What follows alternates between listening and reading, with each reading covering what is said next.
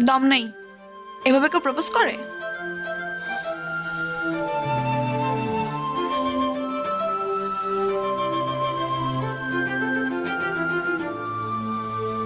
কত করে?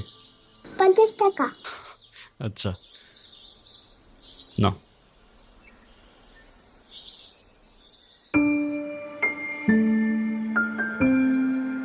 দেখো, প্রপোজ করায় না তো আমার এক্সপিরিয়েন্স আছে, আর না বলতে পারি কবিদের মতো শের বা শায়েরি। কিন্তু এটুক বলতে পারি যে সারা জীবন আগলায় রাখতে পারবো, আর এফোর্টসে কোনো কমতি থাকবে না, আই সোয়ার। কসম কাটা ভালো না।